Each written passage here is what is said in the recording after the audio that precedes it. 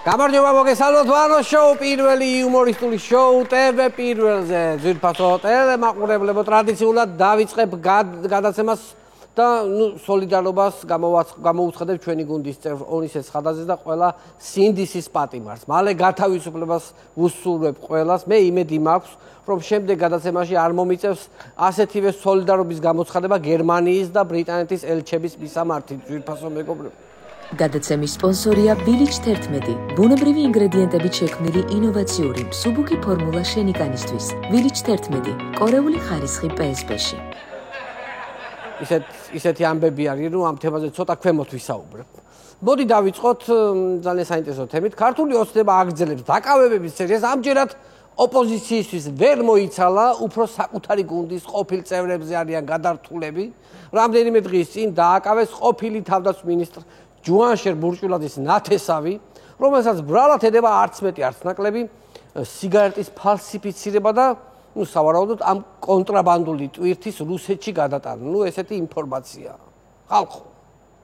მოვა დრო და ჯუანშერ ბურჭულაძეს დააფასებს საქართველოს ისტორია. ვისიჭერთ თქვენ უგუნურებო თქვენ. რას ჩადიხართ? თქვენ გმირი დაიჭირეთ. თავდაცვის მინისტრი ყოფილი გმირი. წარმოიდგინეთ როგორი გეგმა ჰქონდა კაცს. დაამზადა დიდი რაოდენობით სიგარეტი და გაქონდა სად? მტერთან. დიახ, მოაწევინებდა ამ შხამს და რამდენიმე წელიწადში გულსილს ზარხთა და ავადებებით გამოასალმებით და სიცოცხლეს ჩვენს დაუძინებელ მტერს. თქვენ კიდე დაიჭირეთ? სასწრაფოდ გაათავისუფლეთ. ჯუო კრიმინალი არ არის.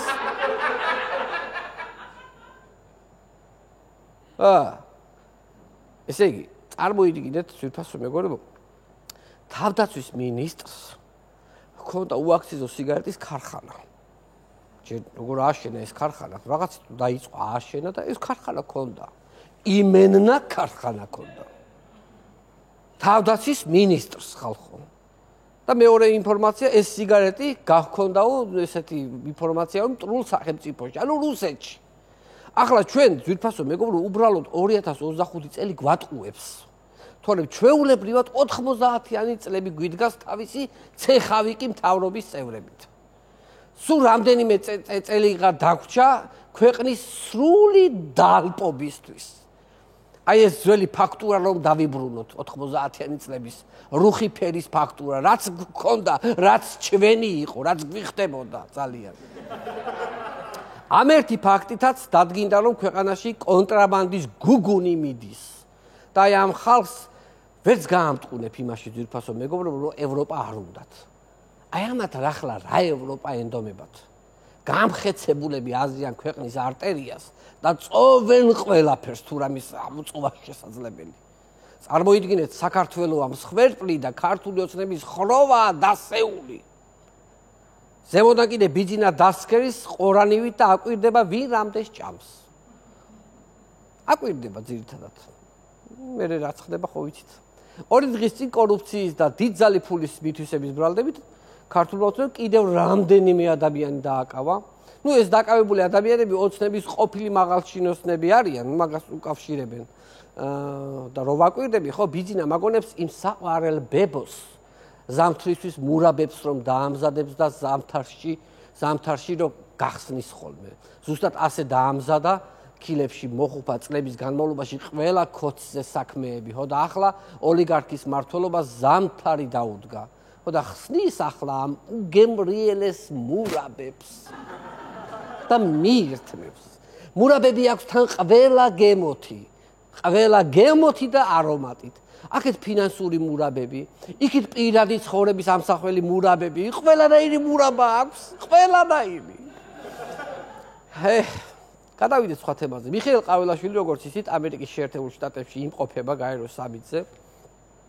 თავრობა გვიმტკიცებს რომ მას ძალიან წარმატებული ვიზიტი აქვს. მოდით ვნახოთ ამ ვიზიტთან ერთ-ერთი წარმატება, ვიზიტებიდან ერთ-ერთი წარმატება. რუბიოს ინიციატივით გამართულ ტრანსატლანტიკურ ვახშამზე საქართველოს არ მიიწვიეს. მიწვეულია აზერბაიჯანის, სომხეთი და ასე შემდეგ და ჩვენ არ მიგვიწვიეს. ამაზე ყაველაშვილმა თქვა მე რა ვკაცო, შუადღე ისედაც კაი ნაჭამი ვიყავიო და რა მინდოდა ვახშამი. საერთოდ არ მშიოდაო. არა, ეგ სხვა ვახშამიაო და ეგ ჭამის გამო არ კეთდება უთხრეს მე და მაშინ მით უმეტოსო კაცო ვახშამზე თუ არ ჭამი, აბა ისე რა ვახშამიაო და რა მინდოდა ისე რა უნდა მართლა რა უნდა ხა ნაჭამი იყო კაცი იმ დღეს და ბევრი კრიტიკა მოყვა ყაველაშვილის ამ ვიზიტს და მის გაეროში სიტყვით გამოსვლა, ქართული ოცნების წევრებმა დაიცვეს მათი დანიშნული პრეზიდენტი, ყველაზე ორიგინალური მხარდაჭერა ვლადიმერ ბოჟაძემ გამოხატა. კარგად მოусმინოთ ამ ვიდეოს, ვიფასო მეგობრებო. გაცხადებები უფრო სამარცხვინოა, როცა შენი ქვეყნის პრეზიდენტზე ლაპარაკო, რომელიც გაეროს 90-ზე მეტр ქვეყანას უნდა ელაპარაკო შენი ქვეყნის პრობლემებზე. მიხეილ სააკაშვილი არის არჩეული საქართველოს პრეზიდენტი, ის არის ლეგიტიმური პრეზიდენტი. მიხეილ სააკაშვილი არის ლეგიტიმური პრეზიდენტიო. საწყალი ბოჟაძე. ეს რა გამოუსწრებელი შეცდომა დაუშვა. აი რა გააკეთა ეს? რის გამო უნდა დაუნგრიონ ახლა ეს საათივით აწყობილი ცხოვრება ამ კაცს? აი ამ ერთი ძალიან უმნიშვნელო წამოცდენის გამო. არ ვიცი რა გადაარჩეს ახლა ამას. რა გადაარჩეს? ახლა უცბად წარმოვიდგინე ბოჟაძის ადგილას ჩემი თავი. რომ თქვა და მე რომ გაიაზრა და როგორ უცებ ჩაურბინა თვალწინ თავისმა განვლინმა ცხოვრებამ ბოჟაძეს. რა დღეში უნდა ჩააგდე? წარმოიდგინეთ ყაველაშვილს ხომ ისედაც არავინ აღიარებდა და ამან საერთოდ პრეზიდენტ სააკაშვილიო ბოჟაძე. თლათ მოუღო ბოლო. კიდევ კარგი გეკა მერაბიშვილი არ თქვა და სუსე მამუკა ახალაია და პირდაპირ ადგილზე წაუკიდებდნენ ცეცხლს. სხვათა შორის ბოჟაძე ძალიან საინტერესო ფიგურაა, მინდა გითხრათ, თქვენ შეიძლება არ იცით, მაგრამ ქართული ოცნების დეპუტატობის კანდიდატი ის სხვა საქმითაც არის დაკავებული ძვირფასო მეგობრებო. მოდით გავიცნოთ ვლადიმერ ბოჟაძე, სულ სხვა ბოჟაძე გავიცნოთ. მოდით. ვლადიმერ ბოჟაძე სკეიტბორდის ფედერაციის პრეზიდენტია ძვირფასო. აი გავიგე რომ ცოდნის და დამსახურების მიხედვით არ ნიშნავთ თანამდებობებზე ეს კოცები ხალხს, მაგრამ ვიზუალი მაინც ხო უნდა შეესაბამებოდეს სად ბოჟაძე და სად სკეიტბორდის ფედერაცია. აი ვიზუალით ხო შეიძლება რაღაცა, აი ცოტა რაღაცა ახალგაზრდული, აი რაღაცნაირად ესეთი მოზვირთული კაცი სკეიტბორდის ფედერაციის პრეზიდენტი. რადგან სპორტს შევეხეთ, ერთი საინტერესო ამბავი მინდა გაგაცნოთ.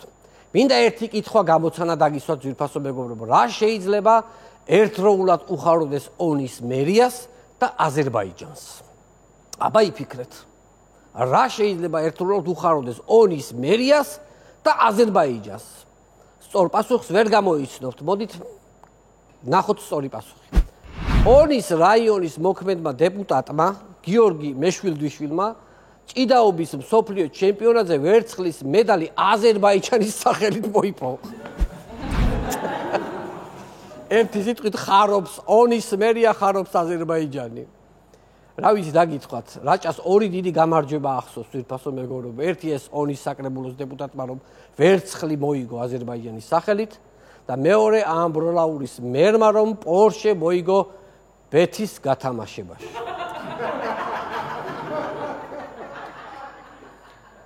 აი შეიძლება წლები გავიდეს, თმაში ჭაღარა შემეპაროს, უკვე სახსრებშიც მტეხავდეს, მაგრამ შენ მაინც არ მავიწყდები, რო იცოდე.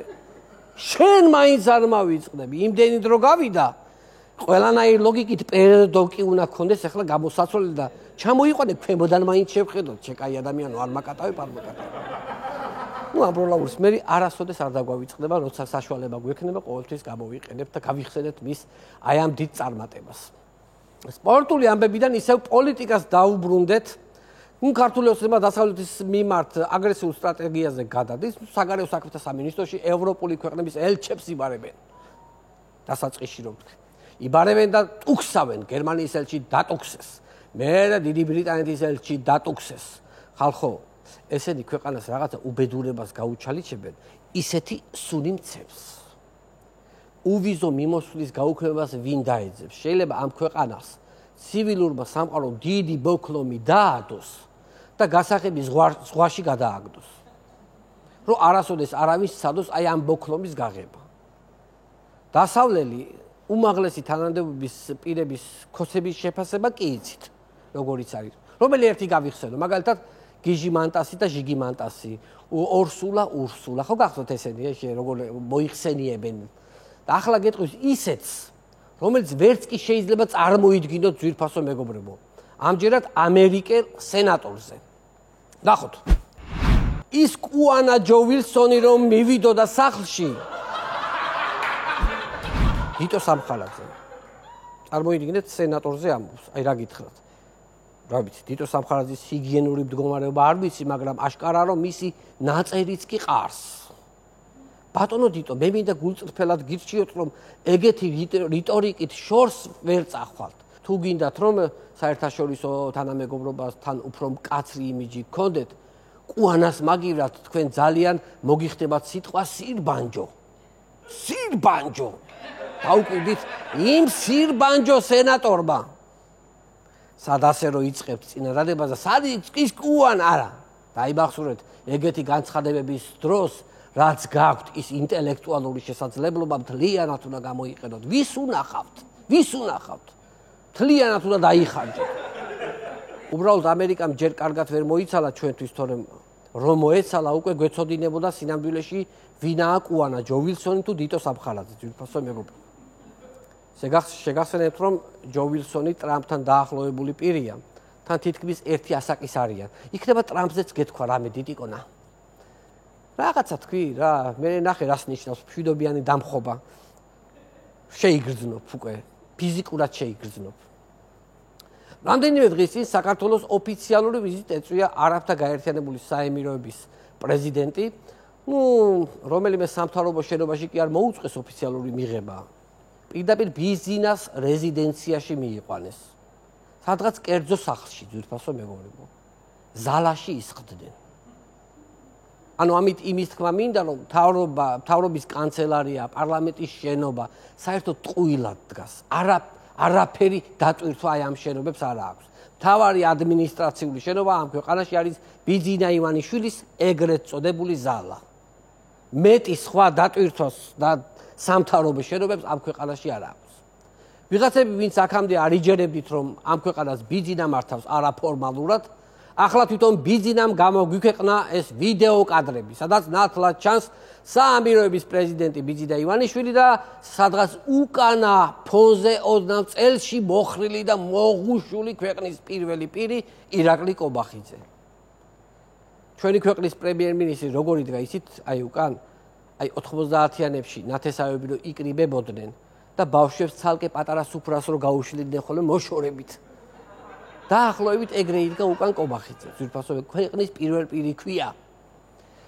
კახიკალაძე აგრძელებს საარჩევნო კამპანიას და რამდენიმე დღის წინ მან ირაკლი კობახიძესთან ერთად სამგორში გახსნა ერეკლე მეორის ძეგლი. ნახოთ ეს ძეგლი თუ შეიძლება ძვირფასო მეგობრებო, რომ წარწერაცა თბილისში ერეკლე მეორის ძეგლი გაიხსნა. ძეგლს თუ დააკვირდებით, ერეკლე მეორის უბრალოდ ხელი აქვს ესე აწეული, ძვირფასო. ანუ ხმალი არ უჭირავს ხელში. მეფე, რომელსაც ყველაზე მეტი ბრძოლა აქვს ჩატარებული, ამათმა განაიარაღეს. ხმალი ომთან და ძალადობასთან ასოცირდებოდა, ამათ უნდათ რაღაცა პოზიტიური ძეგლის დადგმა. ანუ ძეგლიც კი არ უნდათ რომ ასოცირდებოდეს ომთან. მშვიდობასთან თუ გინდათ ასოცირდებოდეს, დაგედგათ ეგრე გიორგი მე-12-ეს ზაქიჭამიას ძეგლი. მაშინ ვიყავით მშვიდად თუ ვიყავით რუსეთის შემადგენლობაში და დაგედგათ მაგ ადამიანის ძეგლი. ერეკლე მეორის ძეგლი დადგა ხელში ხმლის გარეშე, ეს იგივეა, ხოცებო თქვენ რო აგიხსნათ თქვენთვის გასაგებენაზე, იგივეა ბიძინას ძეგლი დადგათ ფულის გარეშე. ანუ ეს მარტივად რო გელაპარაკოთ, იმიტომ თქვენთან რთული საუბრები ძალიან გიღლით გონებას და ამიტომ მარტივი ენით გესაუბრებით. ამ ძეგლზე საინტერესო კომენტარი გააკეთა შალვა ნათელაშვილმა. მოусმინოთ თუ შეიძლება.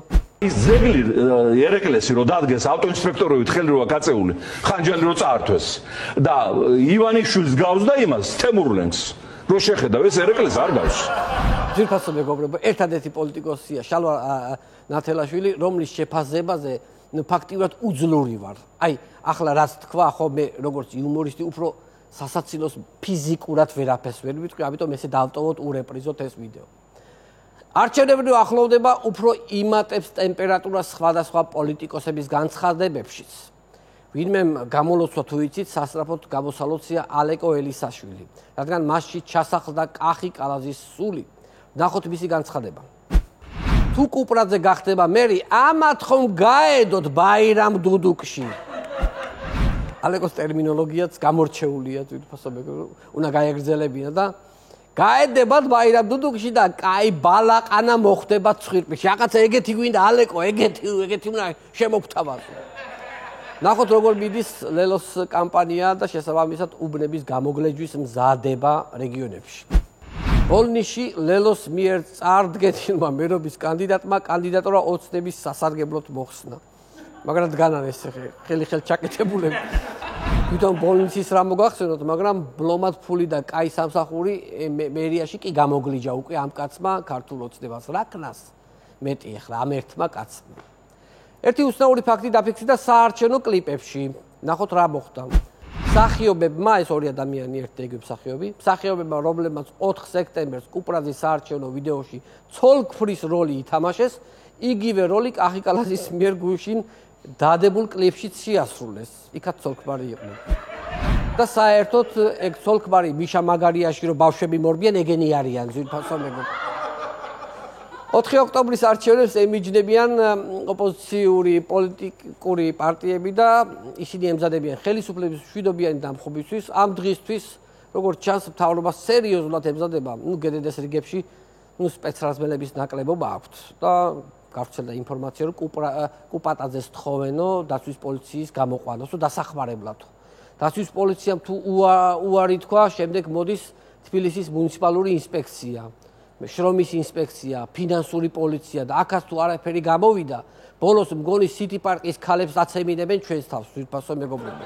4 ოქტომბერთან დაკავშირებით პოლიტიკოსებმა თქვეს, რომ გეგმას არ შეცვლიან და გიორგი გახარიას მოუწოდეს, რომ მოძღრავო იქიდანო რა. ნახოთ რა პასუხი გასცა მას ბერდიას იჭინავა გახარიას პარტიის წევრმა.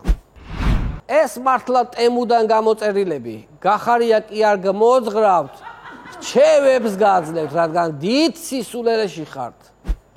განაცხადა გახარია გერმანიისთვის პარტიის წევრმა ბერდიას იჭინავამ. ახლა ასე ქვია ამ პარტიას გახარია გერმანიისთვის, ესე ქვია.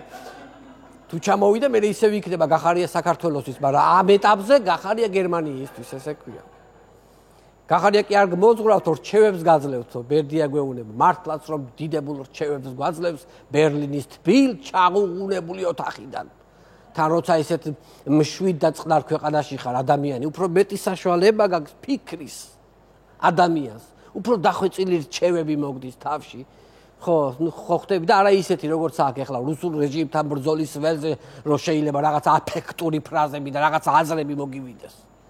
იქ უფრო დინჯად ფიქრობ, მიხდი რომ დალაგებულ დავარცხულ ქვეყანაში მეტი დრო გაქვს ფიქრის. ხედავთ რა მდგომარეობაა, გახარია რომელიც ოცნების პრემიერ-მინისტრი იყო, მისი პარტიის წევრები აქეთ გვამუნათებენ ძვირფასო მეგობრებო. ზოგადად რომ გადავხედოთ, ისეთი ხალხი გვარიგებს ჭკუას, წლები რომ ქოცები იყვნენ, ან ოცნებაში იყვნენ. ზოგს თანამდებობებიც კი ეკავათ, დიდი თანამდებობები. მოკლედ გადავწყვიტეთ ძვირფასო მეგობრებო, რომ ერთი პატარა ქვა ავარჩიო და სულ ჯიბით ვატარო. ეს ქვა. აი სულ ჯიბით. აი სულ თან უნდა მქონდეს. რატომ? რატომ და აი ასეთი ადამიანები ჭკუის სწავლებას დამიწყებს და მე რო ვეთყვი მე, კაცო, შენ ის არა ხარ ამადა ამ წლებში ქოცებში რო იყავით, ხო? და მე რო მეტყვის ის, კარგი კაცო, ერთი კაცო, ვიც ქოცებს არ უჭერდა მხარს, ან არ შემოუხაზიაო, არასოდესო. პირველმა მან მესროლოსო, ქვაო, აი მაშინ უნდა მესროლო, ცხვირპირში ეს თქვა. დიახ, აი მაშინ გაუშვა ეს თქვა, თვითფასო მეგობრებო. ძალიან დიდი მადლობა, ეს იყო ჩემი მონოლოგი და იმედი მაქვს ჩემ შოუს სულ მალე გააფორმებს ბენდი. თამუნალე კვიშვილის ხელმძღვანელობით. დიდი მადლობა. გადაცემის სპონსორია Village 11, ბუნებრივი ინგრედიენტებით შექმნილი ინოვაციური მსუბუქი ფორმულა შენიკანისთვის. Village 11, კორეული ხარისხი PSP-ში. იპოვე ჩვენი არხი შენი ტელევიზორის პულტზე. ნაკთი ნომერი 45, სილქნეტი 345, ახალი ქსელები 345, მარტივი 45.